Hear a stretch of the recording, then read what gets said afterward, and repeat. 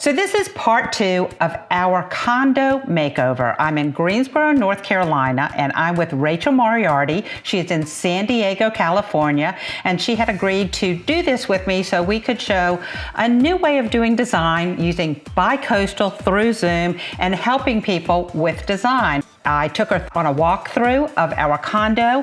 She took ideas and she's coming back to us today. Rachel's going to show us suggestions on what we might be able to do. So good morning, Rachel. Thanks for joining me. Hi, good morning, good afternoon. For me, I'm thinking good morning for you.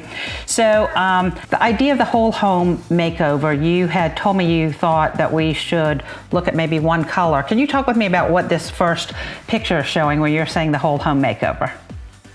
Yeah, so one of the things that kind of stood out to me about your video and some of the photos that you showed me are some of the architectural elements in there. To me, I think once we take off the popcorn and resurface the ceiling, I think we should go in with what I like to call a whole home color, especially since at this point, we're not exactly sure where we're going, if we're doing this just to put it on the market or to rent it. Either way, it'll be a great way to neutralize it. We can put back some of those or make some of those architectural elements that we're kind of like, what's this for? Make it kind of blend into the background.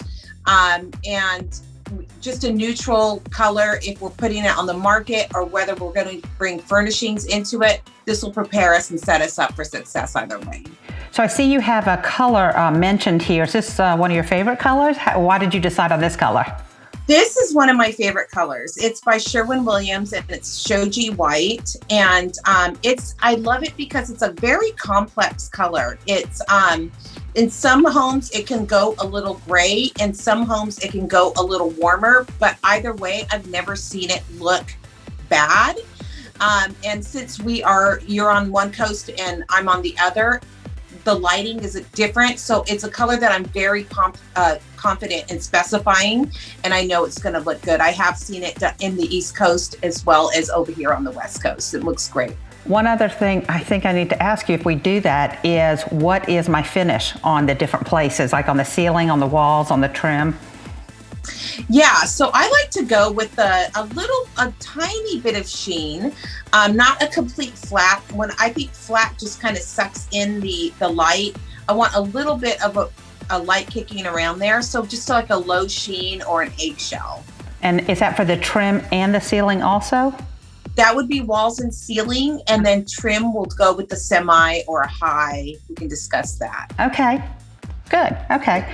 So the next photo is showing, as we walked back into the kitchen, just a change in the kitchen at the counter area.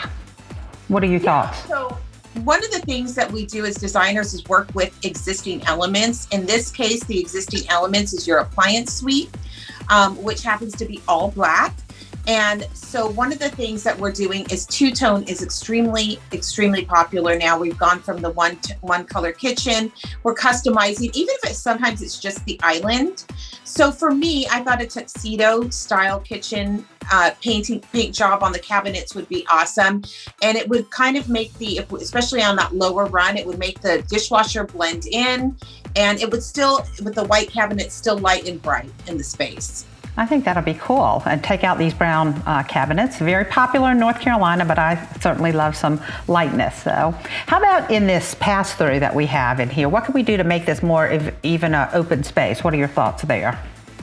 Yeah, so the pass-through is really great, but it's a little small. So it would be nice to talk to the contractor to see if we could open it up a little bit and even maybe do something with there's like a pillar on the one side or a column, and I think there's some electrical over there that might have to be moved. It would be nice to see if we could completely open that up, add a little overhang so that we can add some stools there for some additional seating.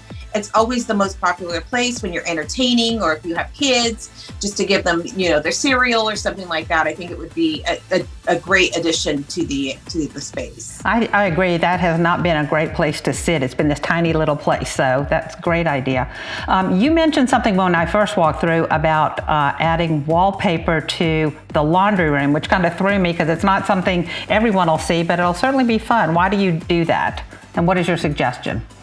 Yeah, Yeah. So, if you think about it, today's laundry room's not your mama's laundry room, right? They used to be just straight utility rooms. Now it's, we have to do laundry. So you might as well enjoy the space. We use it a lot. This one doesn't need much. It's already got the white washer and dryer in there. I would just love to add a little personality, add some pill and stick wallpaper. It's very easy to put on or remove if you're going to sell it and maybe the buyer does isn't so into it. It's easy to pull off. We use it in a lot of rental spaces. Maybe adding some wood tone in there. I think there's the you've got some wire shelving in there. I don't know, shelving or something in there. Adding some places where we can put some, our laundry detergents and all of that stuff, a wood shelf to add some warmth, and maybe play with the fun light fixture or something like that. Okay, I will definitely look at that. And then I think lastly, something that we talked about was all of the closets, what we can do to try and customize them without spending a lot of money. Right. So I noticed, and you mentioned in the video that the wire in the closets there, we're starting to get a little tacky. I'm starting to feel a little sticky. One of the things about those closet systems is they're not very deep. They're only about 12 inches deep. It doesn't take advantage of the entire closet space, especially in some of those pantry closets. You really want to take advantage of that. So I like to use a paint grade plywood and put it in there, and we can use the whole depth of the closet and really almost double your storage in there. That's great ideas. So, I can't wait to get some prices from the contractors. This is fun to have someone, as a designer, to have someone help me see what I can't see, because that's just not my area of expertise. But great ideas. Thank you for the inspiration boards. I know we will look at, once we get this done, what we're going to do with it. And I will be back in touch with you to decide on if we're selling it, if we're going to rent it out, if we need furnishings and stuff like that. So great. So I can't wait. Thank you so much. Thank you so much. It was great. Can't wait to show you everything that we do and share ideas that Rachel and I'm sure will be back and forth with on emails and through text. If you have any questions for Rachel, please email me, text me. I'll be happy to connect you with Rachel. She does this on a regular basis with people. And be sure and like us and subscribe to TheHome.com. Tell us about your renovation projects.